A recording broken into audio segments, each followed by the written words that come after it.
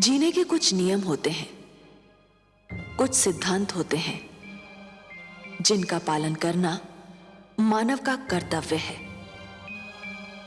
इन्हीं में से एक सिद्धांत यह है कि पूर्वजों के दिए हुए संस्कार को नई पीढ़ियां केवल इसलिए ना तोड़ें कि ये संस्कार पुराने हैं।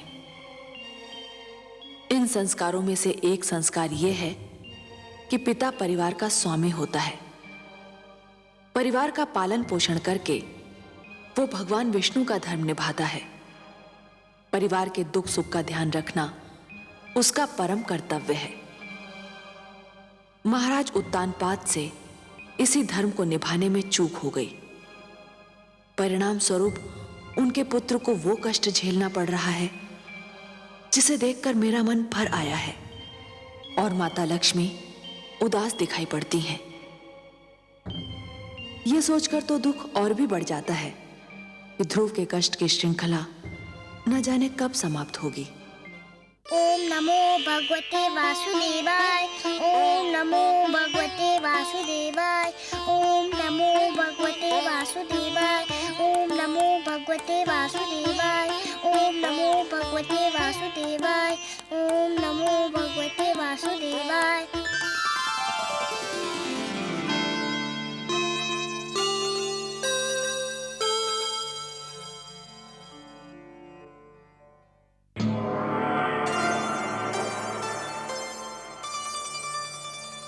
प्रणाम देवी।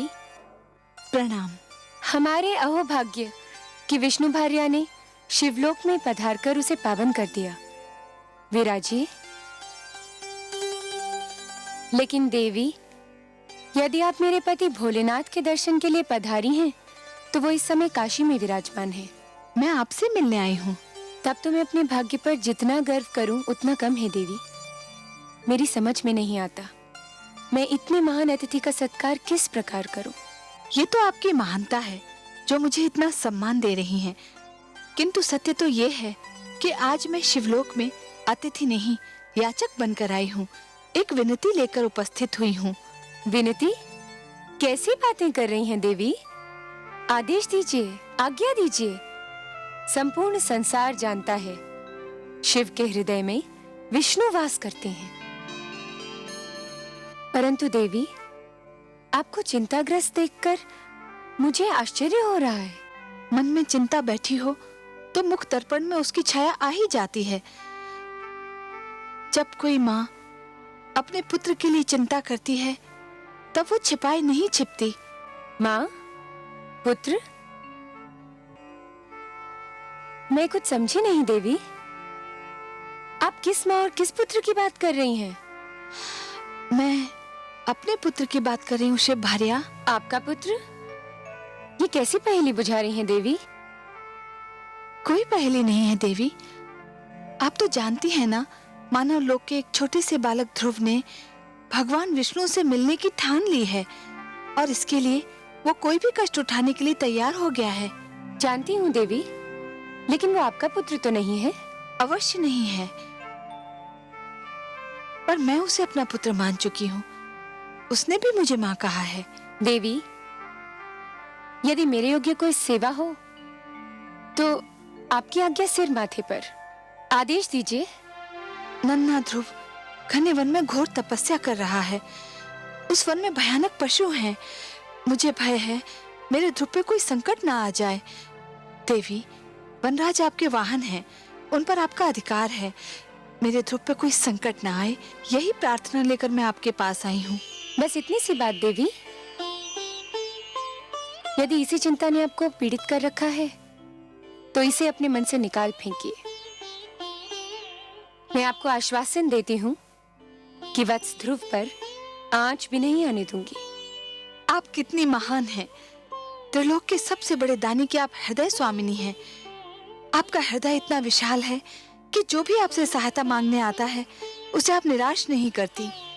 अब मुझे विश्वास हो गया है कि मेरे ध्रुव का अमंगल नहीं होगा।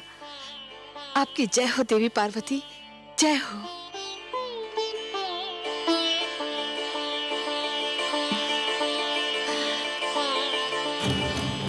भगवते वासुदेवाय। ओम नमो भगवते वासुदेवाय। ओम नमो भगवते वासुदेवाय। ओम नमो भगवते वासुदेवाय। ओम नमो भगवते वासुदेवाय। ओम नमो भगवते वासुदेवाय। ओम नमो भगवते वासुदेवाय। ओम नमो भगवते वासुदेवाय। ओम नमो भगवते वासुदेवाय। ओम नमो भगवते वासुदेवाय। ओम नमो भगवते वासुदेवाय। ओम नमो भगवते वासुदेवाय। ओम नमो भगवते वासुदेवाय। ओम नमो भगवते वासुदेवाय। ओम नमो भगवते वासुदेवाय। ओम नमो भगवते वासुदेवाय। ओम नमो भगवते वासुदेवाय। ओम नमो भगवते वासुदेवाय। ओम नमो भगवते वासुदेवाय।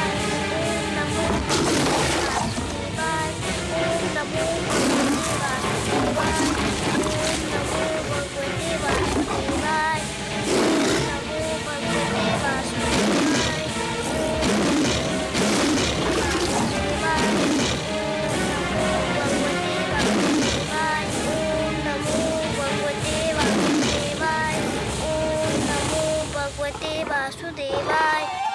ओम नमो भगवते वासुदेवाय। ओम नमो भगवते धन्य हो पुत्र, वासुदेवाय।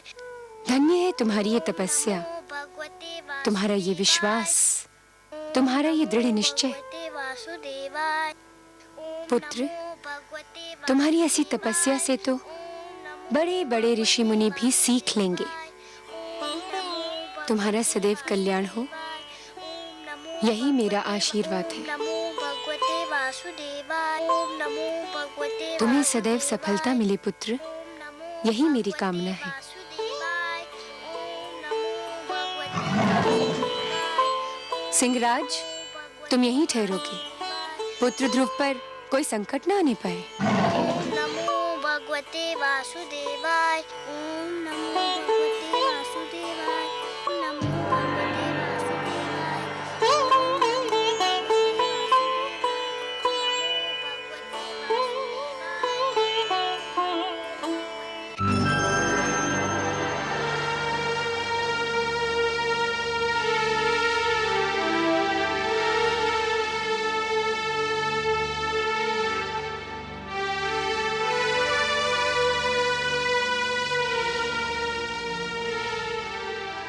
आइए देवी, पधारिए।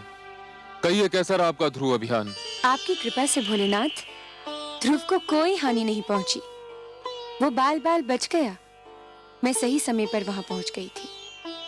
परंतु देव, मेरे आश्चर्य की सीमा ही नहीं रही ये देखकर कि बालक ध्रुव ने इतना सब कुछ हो जाने के पश्चात भी आंख तक नहीं खोली, जैसे कि उसे ज्ञान ही न हो कि वो किन संकटों में घिरा हुआ है। वातावरण से अनजान वो बालक आंखें मूंदे दृढ़ संकल्प के साथ मंत्र जाप करता रहा। इसमें आश्चर्य की क्या बात है देवी?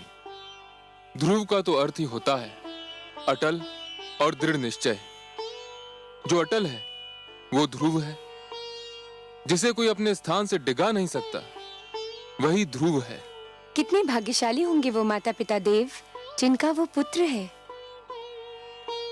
देवी, भाग्य की परिभाषा सभी अपने अपने ढंग से और अपनी अपनी स्थिति के अनुसार करते हैं।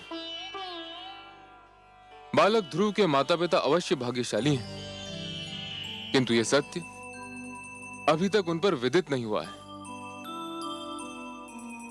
वे स्वयं को इसलिए अभागे समझ रहे हैं क्योंकि उनका पुत्र, उनकी आंखों का तारा उनकी आंखों से ओझल हो गया है। तनिक देखिए तो क्या दशा हो रही है उन बेचारों की।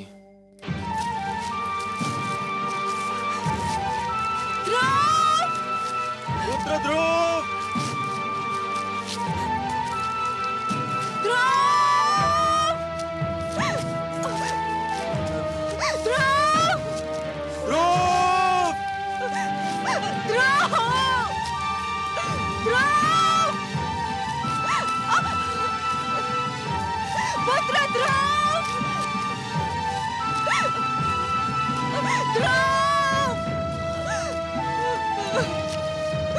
पुत्र ध्रुव!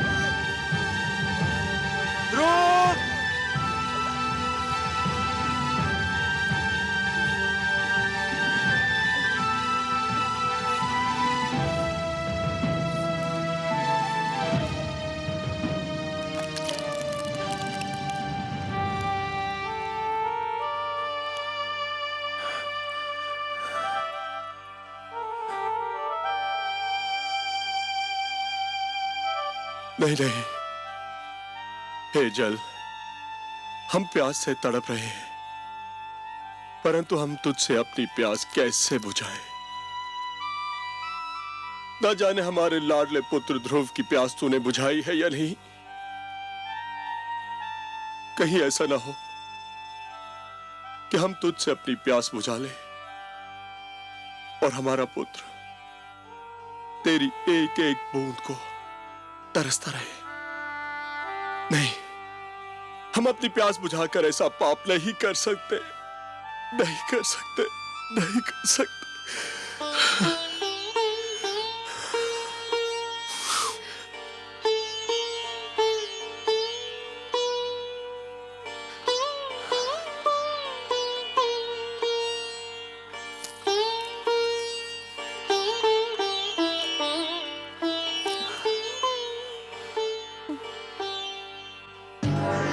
नारायण नारायण।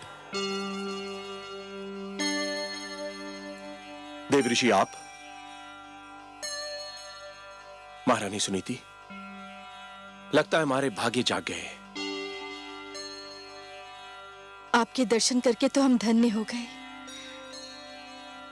न जाने कब से हमारी आंखें आपके दर्शनों की प्यासी थी। आंखों की प्यास यदि बुझ गई हो तो अब आप जल से अपनी प्यास बुझाएं। जल ग्रहण कीजिए राजन, आप भी, और महारानी सुनीति आप भी। कैसे ग्रहण करें? जब से हमारा पुत्र राजमहल छोड़ के गया है, भूख प्यास सब मिट गई हमारी। न जाने कहाँ होगा, कैसा होगा, उसे ढूंढ ढूंढ के थक गए हम। राजभवन का पाला हुआ न जाने किन मार्गों में ठोकरे खा रहा होगा वो। आपका पुत्र भगवान विष्णु की खोज में निकला है। जो भगवान की खोज में निकलते हैं, जिनके मन में वो रम जाते हैं, उन्हें भगवान अपनी अनुकंपा की छत्र छाया में ले लेते हैं। संसार की कोई भी विपदा उन्हें छू भी नहीं सकती। हमारा पुत्र कहाँ है इस समय? मैं ये तो नहीं बता सकता देवी, परंतु इतना अवश्य कह सकता हूं, वह जहां भी है सुरक्षित है। क्या हम उसे मिल सकते हैं देव ऋषि? यह भी संभव नहीं है, क्योंकि ध्रुव भगवान विष्णु के अतिरिक्त किसी से मिलना नहीं चाहता। फिर आप उससे कैसे मिल सकते हैं? हे देवर्षि, क्या हम उसकी एक झलक भी नहीं देख सकते? नहीं देवी, यह भी संभव नहीं है। क्यों संभव नहीं? इसलिए क्योंकि उसे स्वयं भगवान विष्णु की एक झलक देखने की धुन है, इसलिए आप उसे देख न पाएंगी। मेरा परामर्श मानेंगे राजन? आज्ञा दे प्रभु। आप अपनी राजधानी लौट जाइए। यह संभव नहीं है देव ऋषि। मैं प्रण कर कर निकला था कि लौटूंगा तो ध्रुव को साथ लेकर, नहीं तो मैं भी नहीं लौटूंगा। नारायण नारायण। महाराज उत्तानपाद, आप भी विचित्र प्राणी हैं। क्यों प्रभु? आपने तो मानो ठान ली हो कि जीवन भर वही करेंगे जो दूसरों के लिए कष्टदायक हो। ये आप क्या कह रहे हैं प्रभु? मैंने तो कभी किसी को कोई कष्ट नहीं पहुंचाया। किसको नहीं पहुंचाया? कौन सा धर्म निभाया आपने जिससे दूसरों को सुख मिले? मैं आपका कटाक्ष समझा नहीं प्रभु। कटाक्ष नहीं, ये सत्य है राजन। सबसे पहले आप पति धर्म भूले। आपने सुंदरता में अधिक रुचि ली, नीति को महत्व नहीं दिया। सुंदर सुरुचि को पाकर आप सुशील सुनीति को भूल गए। आपने पिता का भी धर्म नहीं निभाया। इसलिए आज आपके जिस पुत्र को आपके स्नेह की छांव में होना था, वह इस झुलसाती धूप में भटक रहा है। और अब अपनी प्रजा को कष्ट देकर आप एक राजा के धर्म से भी विमुख होना चाह रहे हैं। परंतु प्रभु, मैंने प्रजा को तो कोई कष्ट नहीं दिया है। कैसे नहीं दिया? राजकाज की बागडोर और अपनी प्रजा के हित को एक स्वार्थी नारी की दया पर छोड़कर आप समझते हैं कि आपने अपनी प्रजा को बहुत सुख दिया है। जो राजा अपने परिवार की समस्या में पड़कर अपनी प्रजा के हित को भूल जाए, उसे राजा कहलाने का कोई अधिकार नहीं है। एक सुंदर नारी की सुंदरता में आप ऐसा फंसकर भटके कि धर्म का मार्ग ही भूल गए। राजन, जब एक व्यक्ति भटकता है तो केवल वही व्यक्ति भटकता है, किंतु जब एक राजा भटकता है तो पूरा देश भटक जाता है, राष्ट्र भटक जाता है। आप सत्य कहते हैं प्रभु, परंतु मेरे लिए अपने पुत्र को भूल पाना संभव नहीं। मैं राजा अवश्य हूं, पर पिता भी तो हूं। यही तो वो सत्य है राजन, जो एक साधारण व्यक्ति से राजा की और एक राजा से साधारण व्यक्ति की पहचान अलग करता है। एक साधारण व्यक्ति के लिए उसका परिवार ही उसका संसार है, किंतु एक राजा के लिए उसकी प्रजा ही उसका परिवार है। और आप अपने परिवार को भूल गए हैं। अब भी समय है राजन, अपनी भूल का प्रायश्चित कर लीजिए, घर लौट जाइए।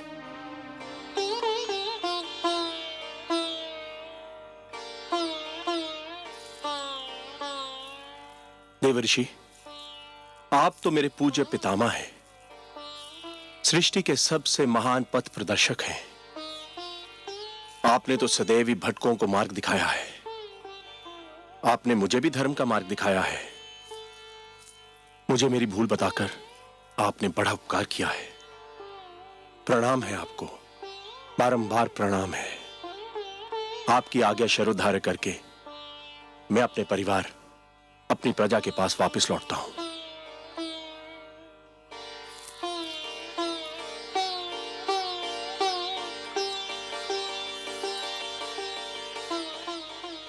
चलिए महारानी।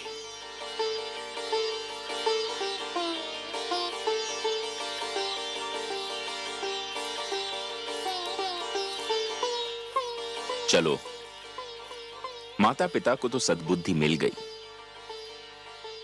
अब देखें ध्रुव की स्थिति क्या है। नारायण नारायण। ओम नमो भगवते वासुदेवाय। ओम नमो भगवते वासुदेवाय। ओम नमो भगवते वासुदेवाय। ओम नमो भगवते वासुदेवाय। ओम नमो भगवते वासुदेवाय। ओम नमो भगवते वासुदेवाय। ओम नमो भगवते वासुदेवाय। ओम नमो भगवते वासुदेवाय। ओम नमो भगवते वासुदेवाय। ओम नमो भगवते वासुदेवाय। ओम नमो भगवते वासुदेवाय। ओम नमो भगवते वासुदेवाय। ओम नमो भगवते नारायण वासुदेवाय। नारायण। गुरुदेव, भगवान विष्णु अब तक नहीं आए। आपने तो कहा था कि इस मंत्र का जाप करोगे तो भगवान विष्णु अवश्य आ जाएंगे। वे तो अब तक नहीं आए। पुत्र, इतना सरल समझ लिया है भगवान विष्णु का इस धरती पर आना? बड़े बड़े ऋषि मुनियों ने तो अपना सारा जीवन इसी तपस्या में लगा दिया, किंतु कुछ ही के भाग्य में भगवान विष्णु के दर्शन लिखे थे। तुम्हारी तपस्या तो अभी प्रारंभ हुई है। मुझे और कितनी तपस्या करनी होगी उनके दर्शन पाने के लिए? वत्स, फल अपने निर्धारित समय पर ही पकता है। कली भी निर्धारित समय पर ही फूल बनती है। सूर्य, चंद्रमा, प्रभात, संध्या, ये सब एक क्रम चक्र से बंधे हैं। इनका उदय होना, अस्त होना, आना जाना, ये सब निर्धारित समय से ही होता है। तुम्हारी तपस्या सफल होने का समय भी अवश्य आएगा पुत्र। पर तुम तो अभी से घबरा गए। घबराया नहीं गुरुदेव, पर कहीं मेरी तपस्या में कोई कमी तो नहीं रह गई जो भगवान विष्णु अभी तक मेरे पास नहीं आए? तुम्हारी बात में तथ्य है पुत्र। तुमने मुझे सोचने पर विवश कर दिया है, क्योंकि ये तो सत्य है कि मेरे नारायण उन्हीं से प्रसन्न होते हैं जिनके मन में उनके अतिरिक्त किसी का ध्यान न हो, जिनके नेत्रों में उनके अतिरिक्त किसी की छवि न हो, जो उनके दर्शन के अतिरिक्त कोई अभिलाषा न रखते हों, जो सारी कामनाओं का, सारे बंधनों का त्याग कर चुके हों, जो पूर्ण रूप से समर्पित हों। आप ही तो मेरे गुरु हैं, आप ही तो मेरे मार्गदर्शक हैं। आप ही बता सकते हैं कि मैं और क्या करूं जो भगवान विष्णु मेरे पास आ जाए।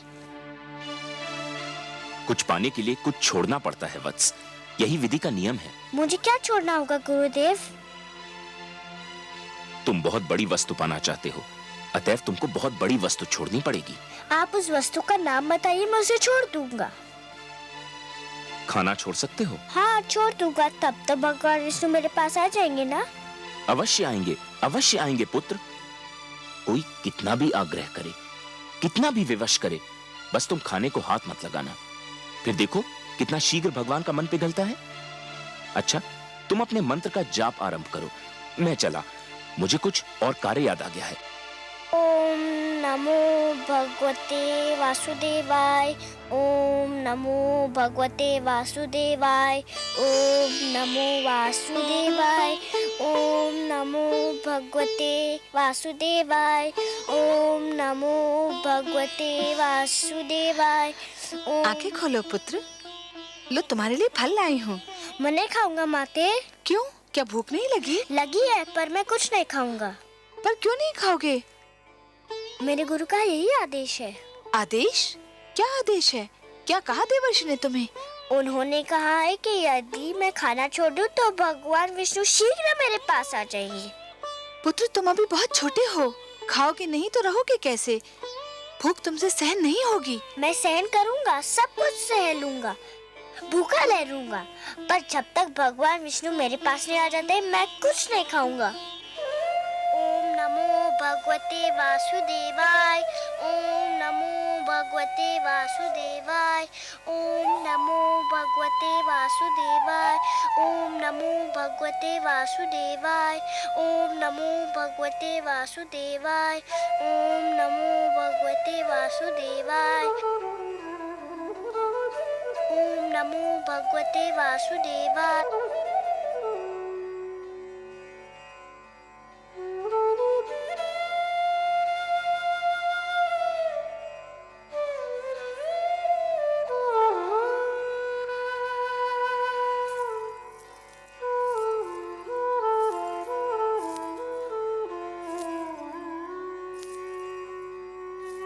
आपका मुख आपके मन का दर्पण है देवी। मन में चिंता हो तो उसकी छाया आपके मुख पर कहीं दूर से दिखाई देने लगती है। और आज तो आप सिर से पांव तक चिंता की मूर्ति बनी हुई हैं। सब कुशल तो है?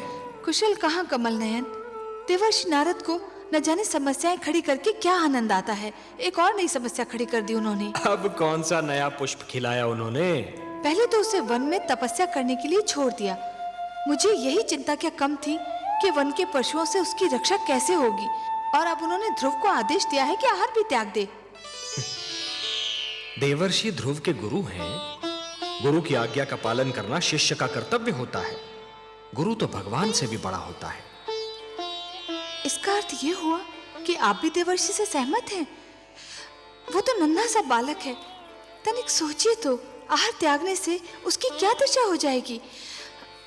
क्षमा कीजिए प्रभु, संभवतः आपको भी उसकी पीड़ा पर दया नहीं आ रही।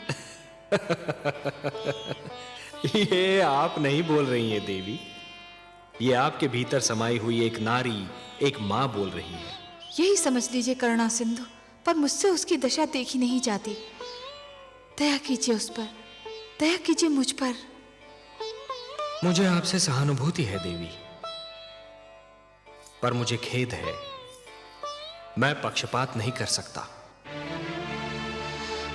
पक्षपात? कैसा पक्षपात प्रभु? धरती पर मनुष्य लोक में मेरे अगणित भक्त हैं। माना कि ध्रुव सर्वस्व त्याग कर मेरा दर्शनाभिलाषी है देवी, परंतु जो मेरे साधारण भक्त हैं उनका भी तो मुझ पर अधिकार है। आप तो जानती हैं देवी कि जो भी सच्चे मन से मुझे पुकारे मैं उसी का हो जाता हूं। तो फिर यह कैसे संभव है देवी कि मैं अपने असंख्य भक्तों को भूलकर केवल एक बालक को कृतार्थ करूं? देवी, सूर्य अपना प्रकाश बांटते समय राजा के महल और दीन की कुटिया में अंतर नहीं करता। वर्षा का बादल मधुवन पर बरसता है तो मरुस्थल की प्यास भी बुझाता है। तो फिर यह कैसे संभव है देवी कि मैं अपने भक्तों में पक्षपात करूं? हे महादेवी, ये मत भूलिए कि ईश्वर भी ईश्वरत्व के नियम से बंधा है, और ईश्वरत्व का नियम है समानता। मेरी दृष्टि में समस्त मानव जाति समान है। मैं धरती पर जा अवश्य सकता हूं देवी, किंतु समस्त मानव समूह के कल्याण के लिए, केवल किसी एक के कल्याण के लिए नहीं। चाहे मेरा ध्रुव भूख प्यास से दम ही क्यों न तोड़ दे। मैं आपसे पहले भी कह चुका हूं देवी कि मैं विधाता के कार्यों में हस्तक्षेप नहीं कर सकता। मुझे आपसे सहानुभूति है, परंतु यदि विधाता ने उसके भाग्य में यही लिख दिया हो तो फिर यही होकर रहेगा।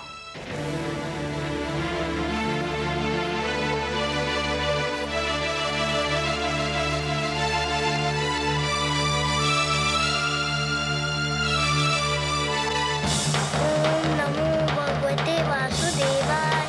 ओम नमो भगवते वासुदेवाय।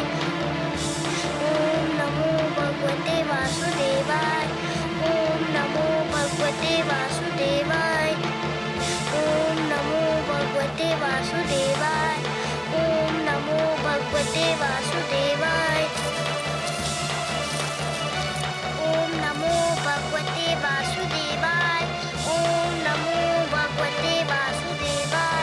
ओम नमो भगवते वासुदेवाय।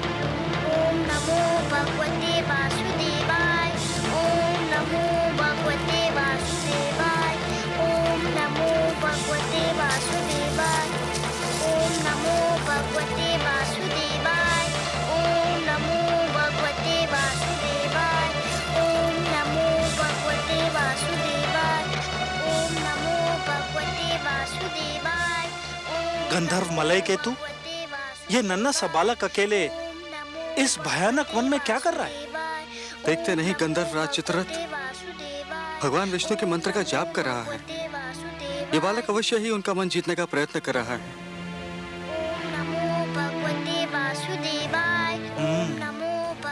ये तो चिंता का विषय है गंधर्व राज। है तो सही, कहीं इसकी तपस्या हमारे स्वर्ग के स्वामी के लिए कोई संकट ना खड़ा कर दे। तब तो हमें तुरंत देवराज इंद्र को सूचित करना चाहिए। चलो, कहीं देरी ना हो जाए। ओम नमो भगवते वासुदेवाय। ओम नमो भगवते वासुदेवाय। ओम नमो भगवते वासुदेवाय।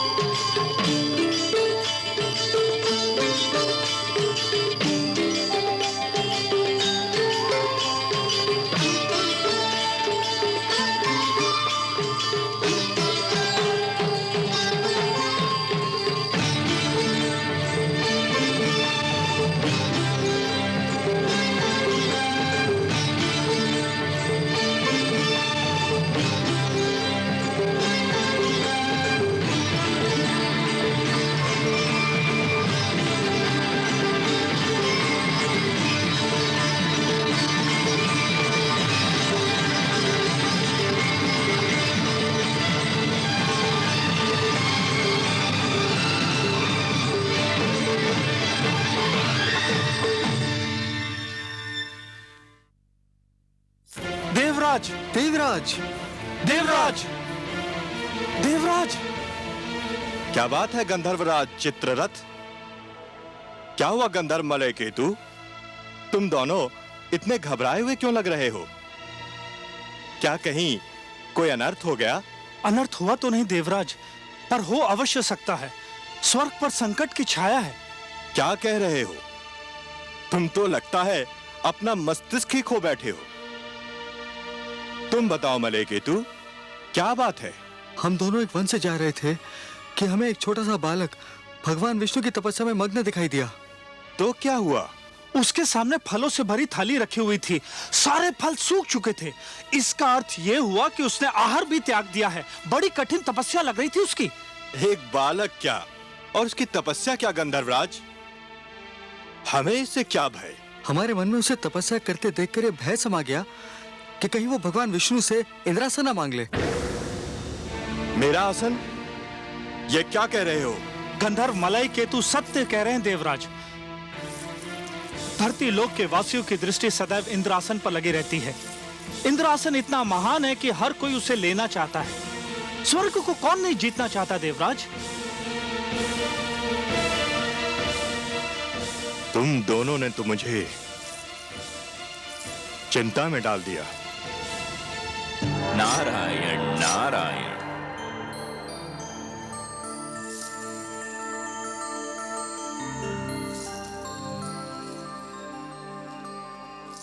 बड़ी शुभ घड़ी में पधारे आप देवर्षि। मैं सोच ही रहा था कि अपनी चिंता का भागीदार किसे बनाऊं कि आप आ गए। मैं आपकी कोई सेवा कर सका तो स्वयं को धन्य समझूंगा। आपको ज्ञात है कि एक बालक वन में भगवान विष्णु के लिए तपस्या कर रहा है? हाँ, मैं जानता हूं। उस बालक का नाम ध्रुव है। क्यों कर रहा है वो तपस्या? बड़ा विचित्र प्रश्न है देवराज। क्या आप किसी को तपस्या करने का भी अधिकार नहीं? परंतु उसकी तपस्या का कोई तो उद्देश्य होगा। तपस्या, साधना, भक्ति और आराधना ये व्यक्तिगत कार्य हैं देवराज। जो जिसकी पूजा करता है वही उसका उद्देश्य समझता है। आराधक और आराध्य के बीच आने का किसी को भी अधिकार नहीं। मुझे इतना भोला न समझिए देवर्षि। धरती के वासी स्वार्थ के बिना ईश्वर की पूजा भी नहीं करते। इस बालक का भी अवश्य ही कोई स्वार्थ है। मानता हूं देवराज, आप सत्य कह रहे हैं, किंतु ध्रुव के विषय में कहना उचित न होगा। क्यों? मानव लोक के वासियों के मन में साधारणतया दो ही प्रलोभन होते हैं। या तो उन्हें सत्ता का लोभ होता है या फिर धन का। ध्रुव महाराज उत्तानपाद का ज्येष्ठ पुत्र है, सो उसे सत्ता का क्या लोभ होगा? सत्ता तो आज नहीं तो कल उसके हाथों में आनी ही है। और आप तो जानते ही हैं देवराज कि धरती पर जिसके हाथों में सत्ता होती है उसके चरणों में धन का ढेर लग जाता है। सो ध्रुव को धन का भी लोभ नहीं हो सकता। हमारे गंधर्व तो कुछ और ही सोचते हैं। क्या सोचते हैं आपके गंधर्व? इनका विचार है और हमारे विचार में इनका विचार कुछ अनुचित भी नहीं कि ध्रुव भगवान विष्णु से वरदान में हमारा सिंहासन मांगने वाला है। नारायण नारायण। देवराज, धरती पर कई बार प्रलय आई और फिर सृष्टि की रचना भी हुई। युग बदले, शताब्दियां बदली, कल्प बदले, मनवंतर बदले, पर नहीं बदले तो आप। उधर क्षण भर को किसी ने साधना में आंख क्या बंद कर ली, इधर आपका सिंहासन डोल गया। विश्वास कीजिए देवराज, ध्रुव का ऐसा कोई उद्देश्य नहीं है। आप जानते हैं देवर्षि की इंद्रासन पर सबकी आंखें लगी रहती हैं। पहले भी कई बार कई लोग इसे हत्याने का प्रयास कर चुके हैं। मुझे यही चिंता है। आपको चिंतित रहने का इतना अभ्यास हो चुका है देवराज कि यदि आप चिंतित न लगें तो अधूरे से लगते हैं। ध्रुव की दृष्टि में इंद्रासन तुच्छ है। उसकी दृष्टि तो कहीं और ऊंचाई पर लगी हुई है। परंतु आप चाहते क्या हैं देवराज? मैं चाहता हूं कि उसकी तपस्या में बाधा पड़ जाए, उसकी साधना टूट जाए। आप अपनी इच्छा के स्वामी हैं देवराज, किंतु इतना जान लीजिए कि ध्रुव के मन में जो सूर्य उदय हो चुका है उसे विरोध की कोई भी घटा ढांप नहीं सकती। उसके जीवन में जिस सुगंध ने जन्म ले लिया है उसे कोई भी दीवार रोक नहीं सकती। मैं रोकूंगा उसे, आप देखते जाइए। अवश्य दिखाइए। मुझे तो यूं भी आपकी लीला देखने में बड़ा आनंद आता है। नारायण नारायण। रक्षिता, आज्ञा देवराज। रक्षिता, तुम्हें अभी इसी समय धरती पर जाना है, उस वन में जाना है जहां एक नन्हा बालक ध्रुव भगवान विष्णु के लिए तपस्या कर रहा है। तुम्हें उसकी तपस्या भंग करनी है। जो आज्ञा देवराज। उसकी तपस्या भंग करने का ढंग मैं बताता हूं तुम्हें, ध्यान से सुनो। ओम नमो भगवते वासुदेवाय। ओम नमो भगवते वासुदेवाय। ओम नमो भगवते वासुदेवाय। ओम नमो भगवते वासुदेवाय। ओम नमो भगवते वासुदेवाय। ओम नमो भगवते वासुदेवाय। ओम नमो भगवते वासुदेवाय। ओम नमो भगवते वासुदेवाय। ओम नमो भगवते वासुदेवाय। ओम नमो भगवते वासुदेवाय। ध्रुव, ओम नमो भगवते मेरे पुत्र, वासुदेवाय। तू यहाँ है ओम नमो और मैं तेरी खोज में न जाने कहां भटक रही थी। ओम नमो भगवते वासुदेवाय। ओम आंखें तो नमो खोल मेरे राज भगवते दुलारे। वासुदेवाय। ओम देख, नमो भगवते वासुदेवाय। देख मैं तेरे सामने खड़ी हूँ। ओम नमो भगवते वासुदेवाय। देख तेरे वियोग में ओम नमो भगवते मेरी क्या दशा हो गई। ओम नमो भगवते वासुदेवाय।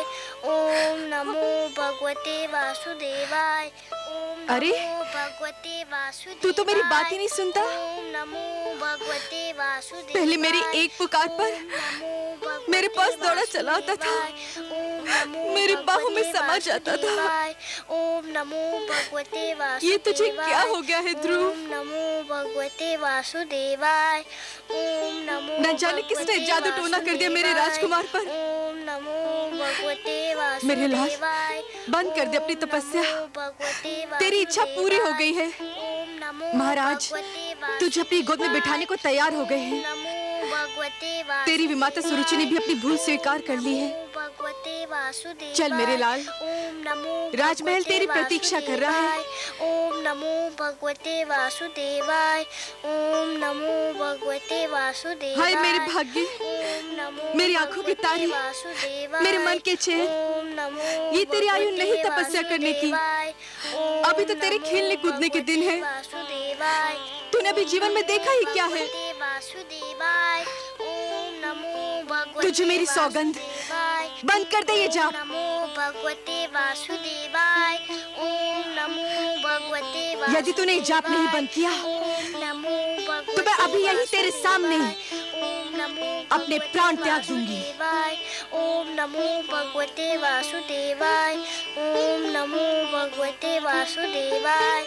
ओम नमो भगवते वासुदेवाय। ओम नमो भगवते वासुदेवाय। ओम नमो भगवते वासुदेवाय। ओम नमो भगवते वासुदेवाय। ओम नमो भगवते वासुदेवाय। ओम नमो भगवते वासुदेवाय। ओम नमो भगवते वासुदेवाय। ओम नमो भगवते वासुदेवाय। ओम नमो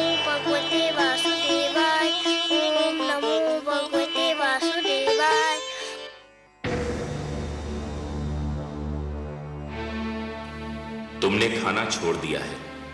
यदि पानी पीना भी छोड़ दो तो भगवान विष्णु और भी शीघ्र तुमसे मिलने आ जाएंगे। ओम नमो भगवते वासुदेवाय। ओम नमो भगवते वासुदेवाय।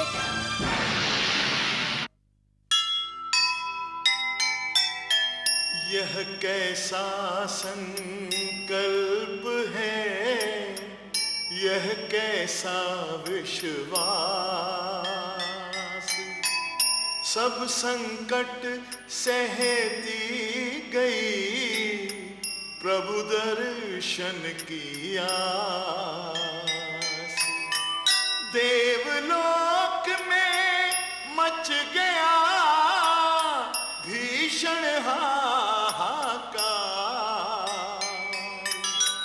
डिगा नहीं ध्रुव का हृदय, देव गए सब हार, देव गए सब हार। अपनी आंखों के सामने घटने वाली घटनाओं को देखकर मेरे मन में दो प्रश्न उठे। पहला ये कि राजा का परिवार क्या होता है और उससे राजा का संबंध कैसा होना चाहिए, और दूसरा ये कि पुत्र ध्रुव की मनोकामना कब और कैसे पूरी होगी। पहले प्रश्न का बहुत संतोषजनक उत्तर मुझे उस समय मिला जब देवर्षि नारद ने महाराज उत्तानपाद को बताया कि राजा का परिवार केवल उसके घर की चार दीवारी तक सीमित नहीं, उसका परिवार उसके समस्त राज्य में फैला होता है और प्रजा ही उसका वास्तविक परिवार है। ये उत्तर सुनकर मैं ये सोचने पर विवश हो गई कि देवर्षि नारद की इस वाणी को आज भुला क्यों दिया गया है और लोग इतने स्वार्थी क्यों हो गए हैं। परंतु दूसरे प्रश्न के विषय में मेरी चिंता ज्यों की त्यों बनी हुई है, क्योंकि जब मैंने भगवान विष्णु को ये कहते सुना कि वे केवल एक भक्त के लिए ईश्वरत्व की गरिमा का त्याग नहीं कर सकते, तो मैं समझ गई कि पुत्र ध्रुव के संकट का समाधान अभी दूर है। संभवतः उसे और दुख झेलना है और परीक्षा देनी है, और ये सोचकर मैं और माता लक्ष्मी दोनों दुखी हैं।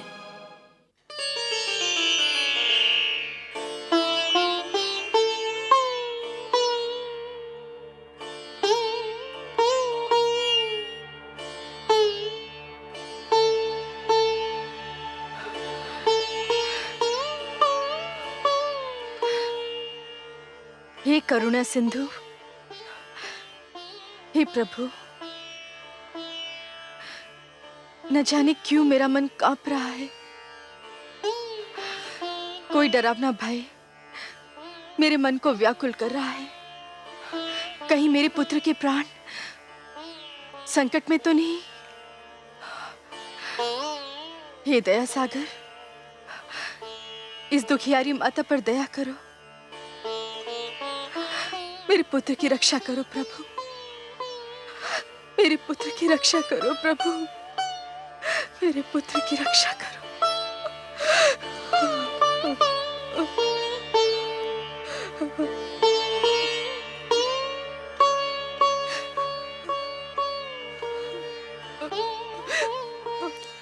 मेरे पाप का दंड मेरे पुत्र को न देना परमेश्वर। उसे कुछ हो गया तो मैं जीते जी मर जाऊंगा।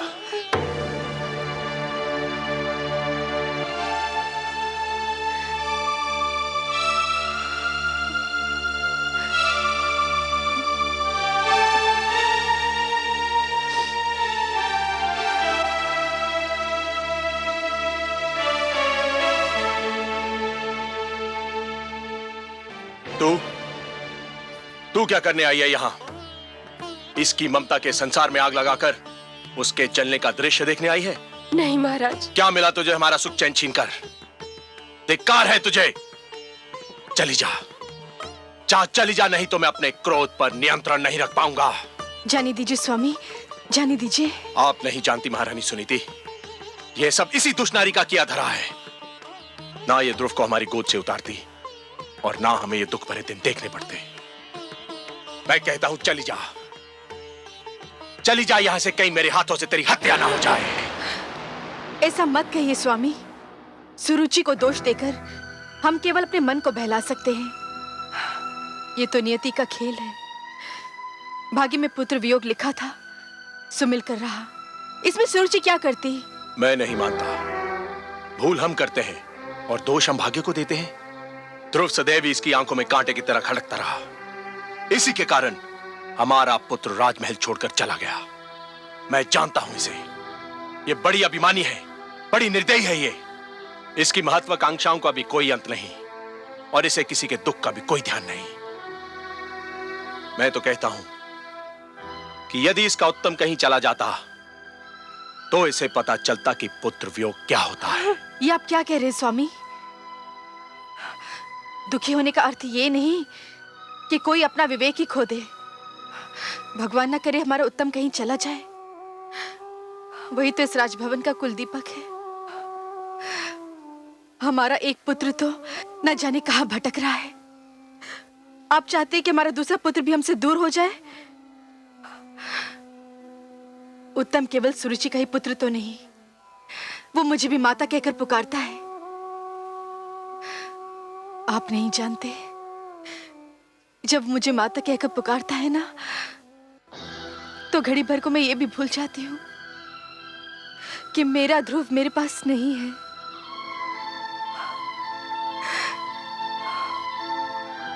उत्तम के लिए कोई भी शब्द आप अपने मुंह से मत निकालिएगा।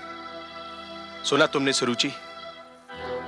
सुनी तुमने इस दुखियारी मां की बातें? ऐसी होती है ममता, इसे कहते हैं माता। तुमने इसके पुत्र के विरुद्ध क्या कुछ नहीं किया, पर यह तुम्हारे पुत्र के विरुद्ध कुछ भी बुरा सुनने को तैयार नहीं है। तुम इसे दुख देकर कितनी प्रसन्न थी, और ये तो इस विचार से दुखी है कि कहीं तुम्हें कोई दुख ना पहुंचे। कितनी महान है ये, और तुम कितनी छोटी हो तुम। धिक्कार है तुम्हें सुरुचि, धिक्कार है तुम्हें। अग्निदेव, अग्निदेव, कहां हैं आप? अग्निदेव, अग्निदेव, शीघ्र आइए। मेरी योग्य सेवा देवेंद्र। रक्षिता का अभियान विफल हो गया। उस ढीठ बालक ध्रुव ने मंत्र का जाप नहीं बंद किया। उसकी तपस्या में कोई विघ्न नहीं आया। तो फिर अब आप क्या चाहते हैं देवराज? अब आप उस बालक के चारों ओर अग्नि का ऐसा घेरा डाल दीजिए कि वो भयभीत होकर मंत्र ही भूल जाए। जैसे भी हो उसे रोकिए। उसकी तपस्या भंग होनी चाहिए। आप निश्चिंत रहें देवराज।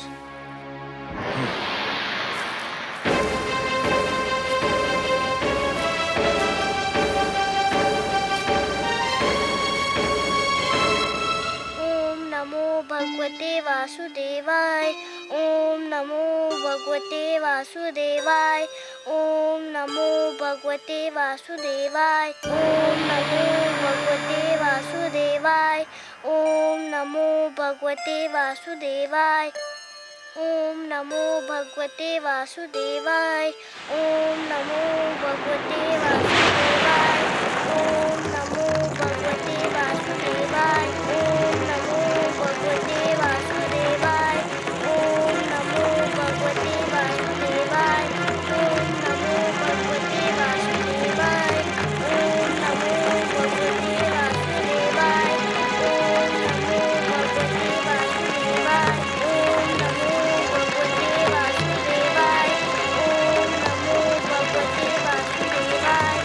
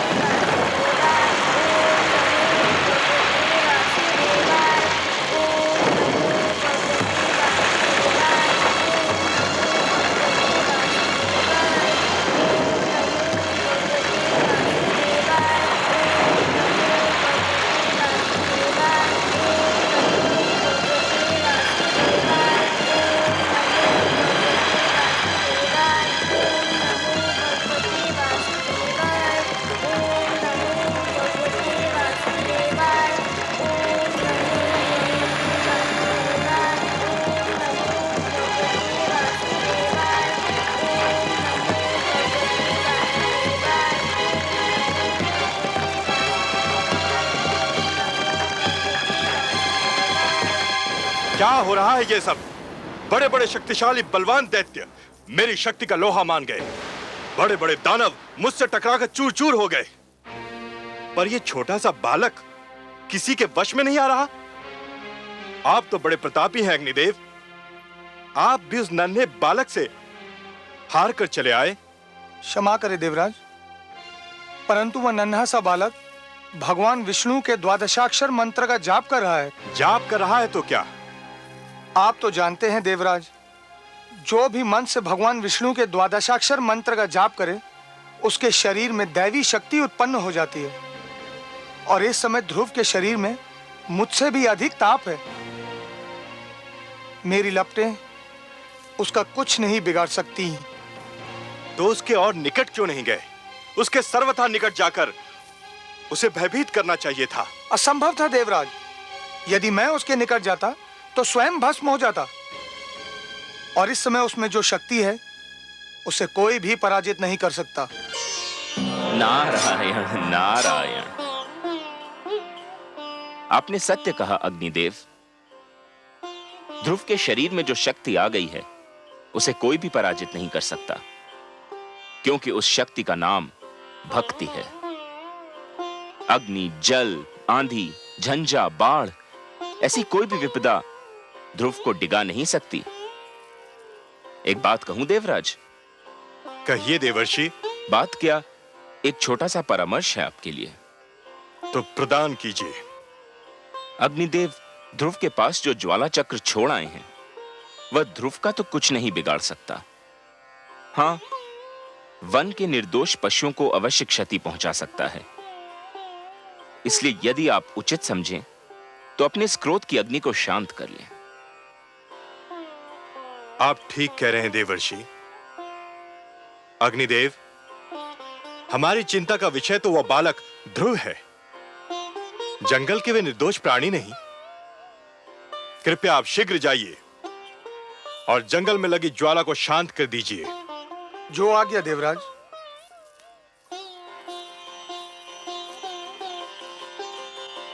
नारायण नारायण। ओम नमो भगवते वासुदेवाय। ओम नमो भगवते वासुदेवाय। ओम नमो भगवते वासुदेवाय।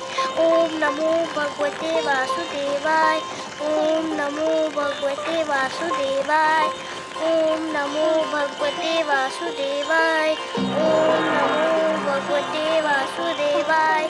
ओम नमो भगवते वासुदेवाय। ओम नमो भगवते वासुदेवाय। ओम नमो भगवते वासुदेवाय। ओम नमो भगवते वासुदेवाय। ओम नमो भगवते वासुदेवाय। ओम नमो भगवते वासुदेवाय। ओम नमो भगवते वासुदेवाय। ओम नमो भगवते वासुदेवाय। ओम नमो भगवते वासुदेवाय। ओम नमो भगवते। ओम नमो भगवते वासुदेवाय।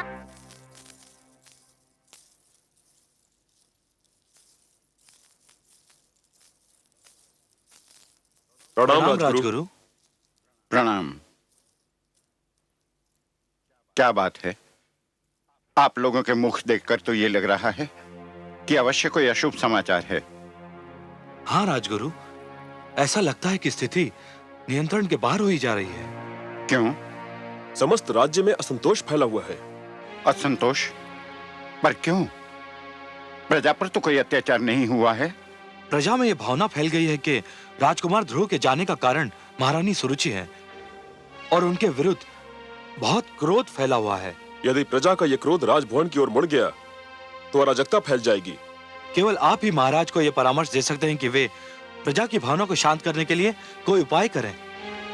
नहीं, महाराज इस स्थिति में नहीं कि वो कोई परामर्श दे सकें या ले सकें। पुत्र वियोग ने उन्हें निढाल कर रखा है। उन्हें तो ये सूचना देना भी उचित नहीं कि राज्य में असंतोष फैल रहा है। परंतु अब क्या किया जाए राजगुरु? कहने को तो देश राजा का ही होता है, उस पर राज्य करना, उसे संभालना राजा का कर्तव्य भी है और अधिकार भी। परंतु इन कार्यों को संपूर्ण करने में राजा जिन लोगों की सहायता लेता है वह भी उत्तरदायी होते हैं। रात्रि का अंधकार दूर करने का उत्तरदायित्व केवल चंद्रमा पर नहीं, उन तारों पर भी है जो चंद्रमा की चारों ओर चमकते हैं। यदि प्रजा में असंतोष फैला है तो उसे दूर करने का उत्तरदायित्व मुझ पर और आप पर भी है।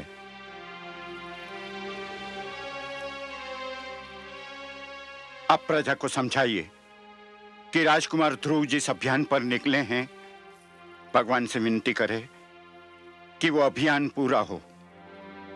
ध्रुव का अभियान पूरा हो गया तो सब कुछ अपने आप ठीक हो जाएगा। जाइए और प्रजा को समझाइए कि राजभवन में बिखरे दुख को अपनी भावनाओं से और बढ़ावा न दे और ध्रुव की रक्षा और इच्छा पूर्ति की प्रार्थना करे। जो आज्ञा राजगुरु।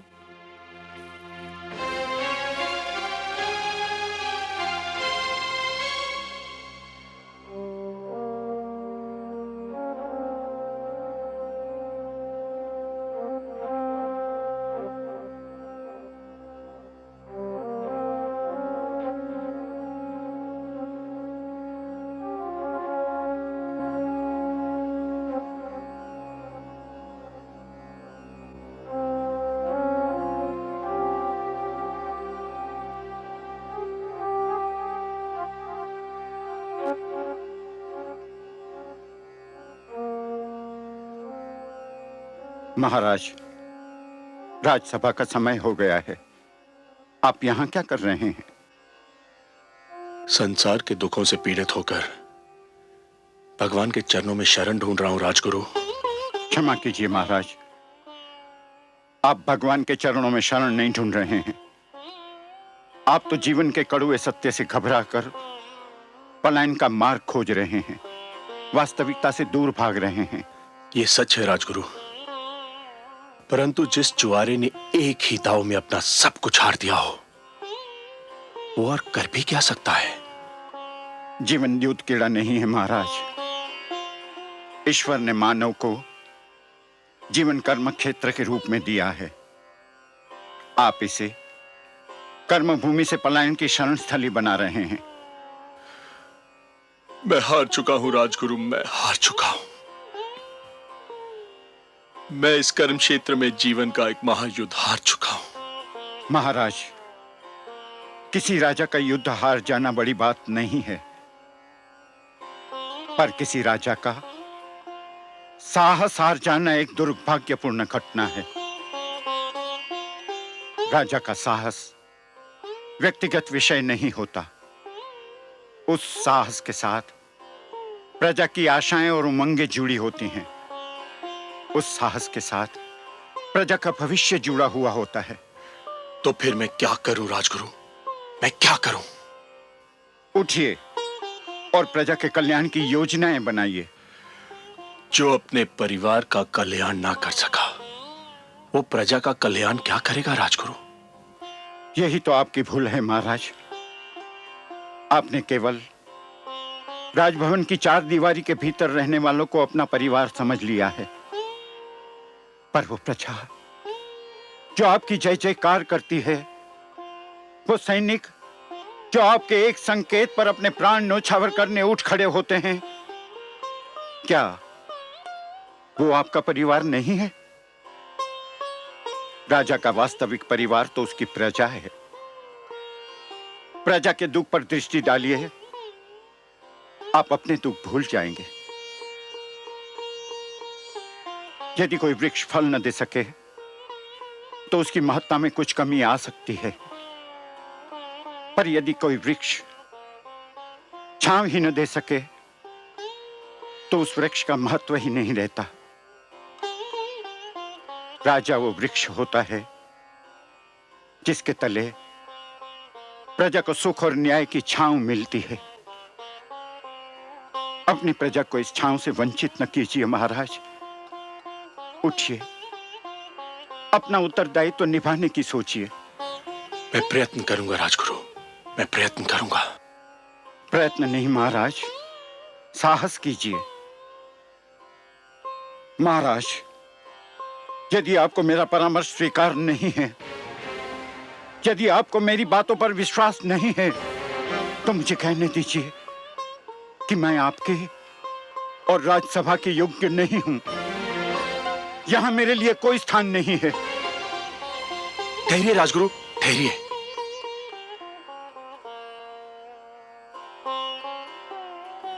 राजगुरु, मैं जीवन में बहुत कुछ खो चुका हूं।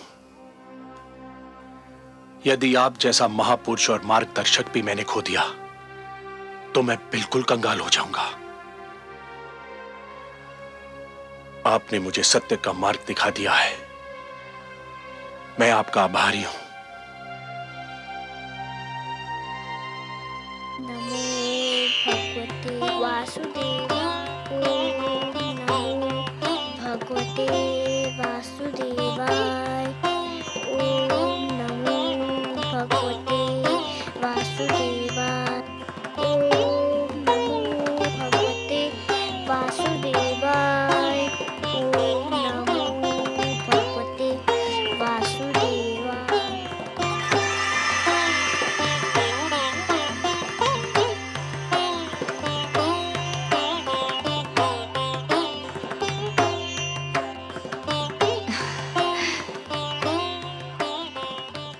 क्या हुआ स्वामी? हे कमल नयन, जब त्रिलोक में उजाला फैलता है, जब धरती पर वसंत झूमता है, जब कमल खिलते हैं, जब पुष्प अपनी सुगंध फैलाते हैं, मैं समझ जाती हूँ कि आप मुस्काए हैं। ये सारे दृश्य आपकी मुस्कान की ही छवि हैं। विधाता ने मुस्कान की रचना ही इसलिए की कि वो आपके अधरों की शोभा बढ़ाए। पर अभी अभी मैंने आपके अधरों पर जो मुस्कान देखी, उसमें एक विचित्र ज्योति, एक अद्भुत प्रकाश दिखाई दिया मुझे। जैसे आपके अधरों से मुस्कान नहीं, किरण फूट रही हो। कोई मुझे आनंद विभोर कर रहा है देवी। अवश्य ही सृष्टि के किसी भाग में भक्ति के प्रकाश का उदय हो रहा है। मुझे एक विचित्र आनंद का अनुभव हो रहा है। हो न हो, ये मेरे ध्रुव की भक्ति का ही चमत्कार है। उसके रोम रोम में केवल आप ही बसे हैं सर्वेश्वर। उसके हृदय में झांक कर देखे तो केवल आपकी छवि ही दिखाई पड़ेगी।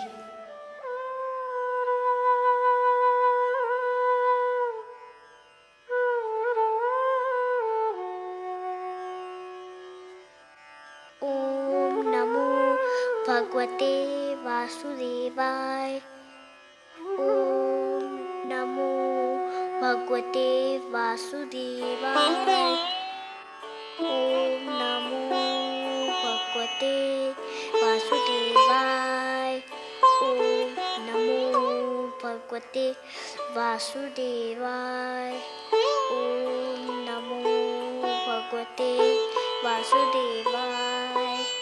ओम नमो भगवते वासुदेवाय। ओम नमो भगवते वासुदेवाय। ओम नमो भगवते वासुदेवाय। ओम नमो भगवते वासुदेवाय।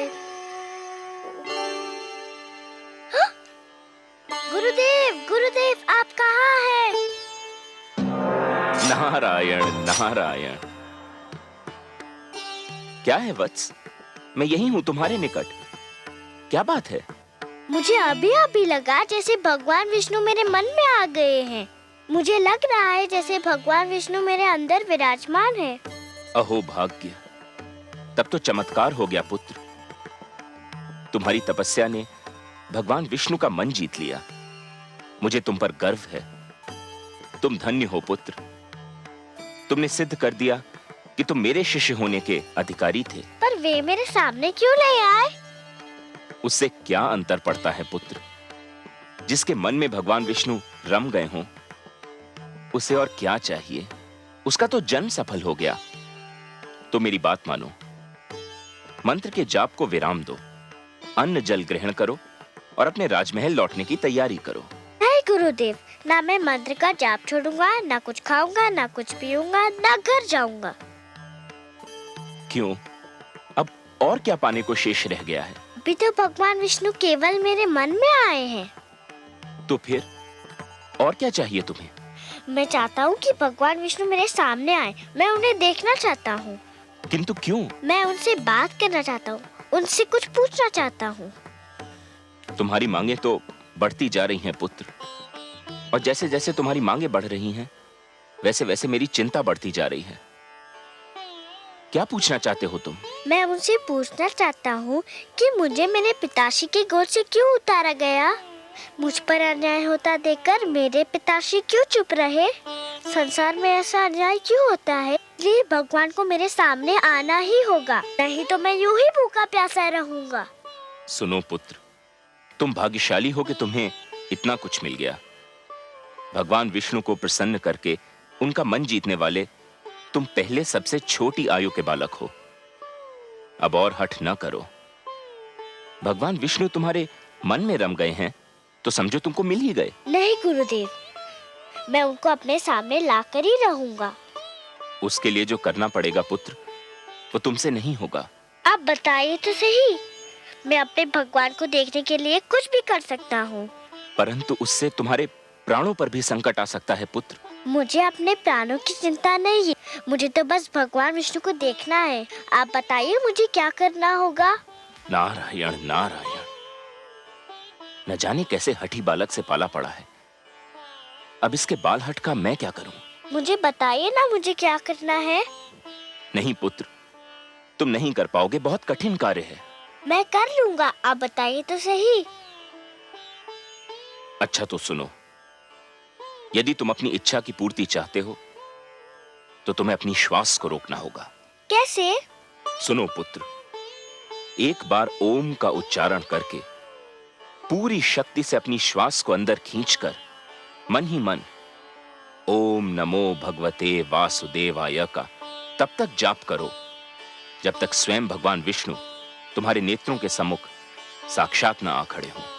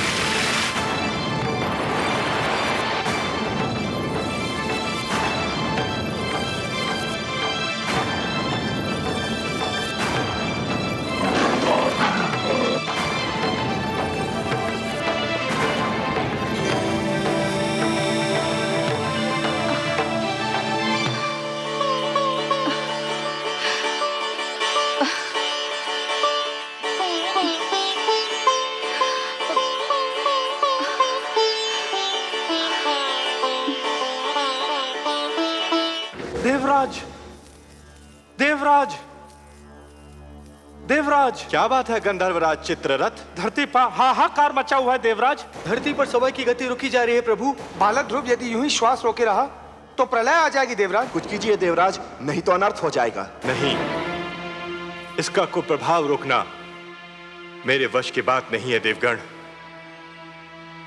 हमें ब्रह्मा जी के पास चलना चाहिए, अब वही इसका कोई उपाय बता सकते हैं।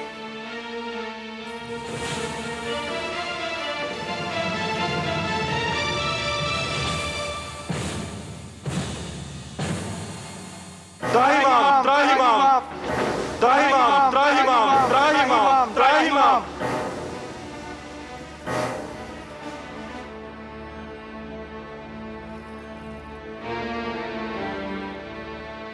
हे ब्रह्मदेव, कोई उपाय कीजिए, नहीं तो बालक ध्रुव के कारण अनर्थ हो जाएगा। उसने श्वास रोककर संसार की सारी गतिविधि ही रोक दी। यह स्थिति थोड़ी देर और रही तो संपूर्ण जगत का सर्वनाश हो जाएगा। जगत की रक्षा कीजिए भाग्य विधाता, मैं क्या कर सकता हूं देवराज? मैं अपनी सीमा लांघकर तो नहीं जा सकता। मैंने जगत की रचना कर दी, यही मेरी सीमा थी। जगत की रक्षा तो केवल वही विश्वाधार, पद्मनाभ, लक्ष्मीपति, करुणा सागर भगवान विष्णु ही कर सकते हैं। और फिर ध्रुव मेरा नाम तो नहीं जप रहा है कि मैं उसे शांत कर दूं। वो तो भगवान विष्णु के मंत्र का जाप कर रहा है। इस समस्या का संबंध उन्हीं से है और समाधान भी केवल वही कर सकते हैं। हमें मिलकर उनकी सेवा में चलना होगा। संसार को इस संकट से वही उबार सकते हैं।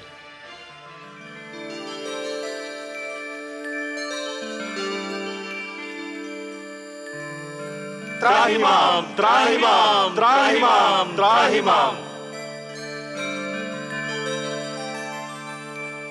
प्रणाम हे नारायण,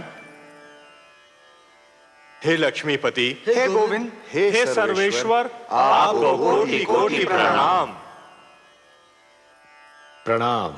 हे त्रैलोकीनाथ, सृष्टि की रक्षा कीजिए, नहीं तो आपकी सृष्टि को प्रलय आने से पहले ही एक महाप्रलय नष्ट कर देगी। ध्रुव ने जब से श्वास रोककर द्वादशाक्षर मंत्र का जाप आरंभ किया है, सारे संसार में वायु की गति रुक गई है।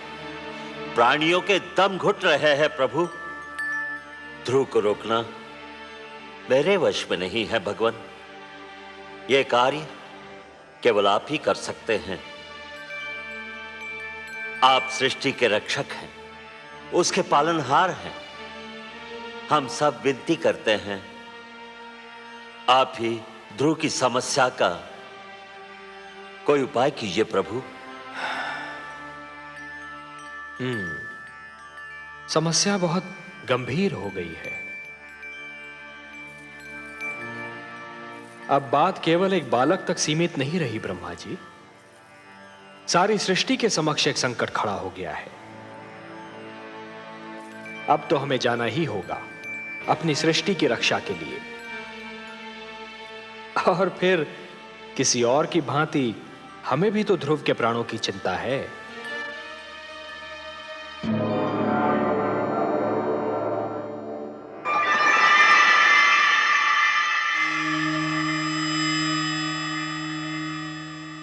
वासुदेव, वासुदेव, आप कहाँ चले गए वासुदेव?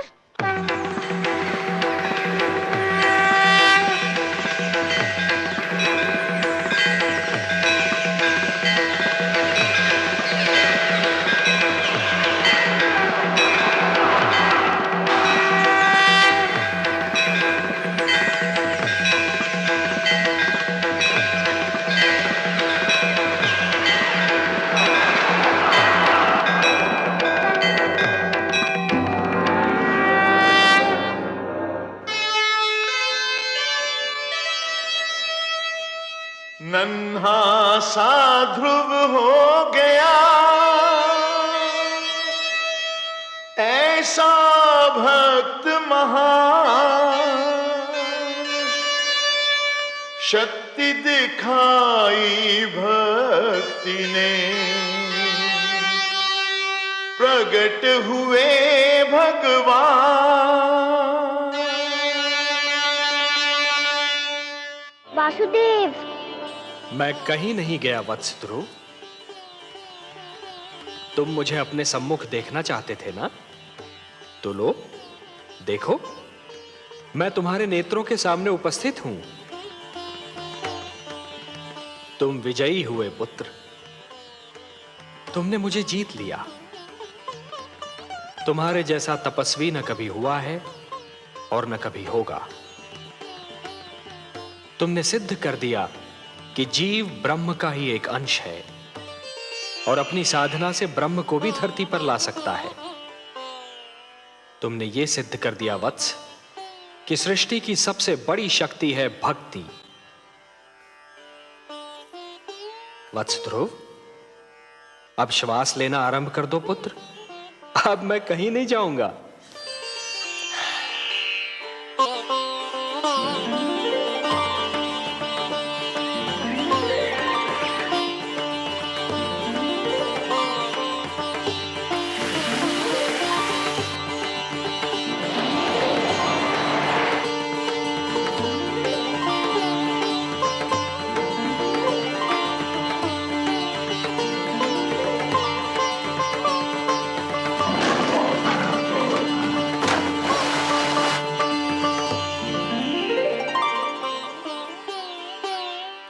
तुम मुझसे मिलना चाहते थे, मैंने तुम्हारी इच्छा पूर्ण कर दी। अब अपने माता पिता के पास लौट जाओ। नहीं भगवान नहीं, अभी मैं नहीं जाऊंगा। क्यों वत्स? भी तो मुझे आपसे बहुत सी बातें करनी है, बहुत से प्रश्न पूछने हैं। प्रश्न? मुझसे? भला ऐसे कौन से प्रश्न हैं तुम्हारे मन में? मुझे बताइए प्रभु कि मेरी छोटी माता मुझे अपना पुत्र क्यों नहीं मानती? उन्होंने मेरी माताश्री को दासी क्यों कहा? उन्होंने मुझे मेरे पिताश्री की गोद से क्यों उतारा? मेरे पिताश्री ने छोटी माता को रोका क्यों नहीं? बताइए भगवान। अरे अरे अरे अरे अरे, इतने सारे प्रश्न एक साथ? अच्छा ये बताओ कि सबसे पहले तुम किस प्रश्न का उत्तर चाहते हो? मुझे मेरे पिताश्री की गोद से क्यों उतारा गया? अच्छा, तो इस प्रश्न ने तुम्हें सबसे अधिक व्याकुल किया है? हाँ भगवान। मेरे निकट आओ।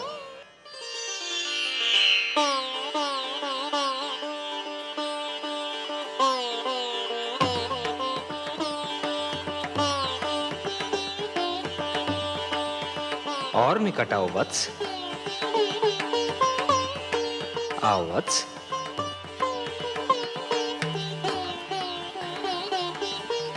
मेरी गोद में बैठ जाओ।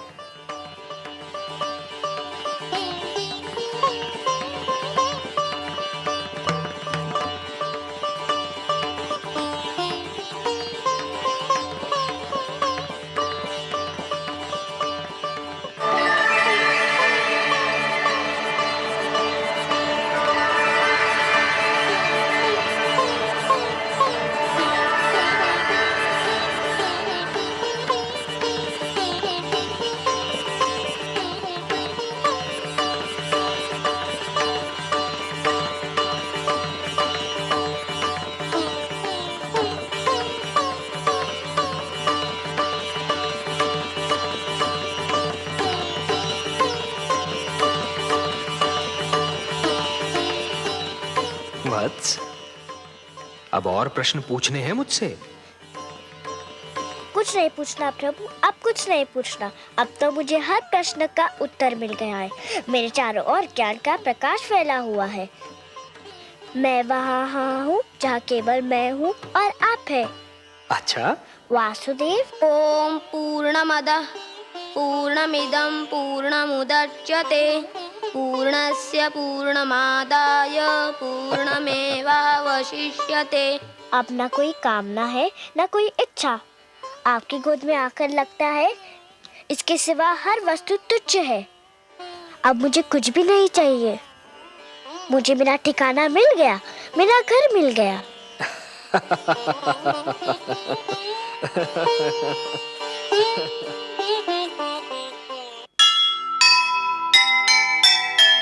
दुनिया ने देखी नहीं प्रभु से ऐसी प्रीत। नन्हे बालक ने लिया वासुदेव को जीत। प्रश्नों के उत्तर मिले, सफल हुआ अभियान।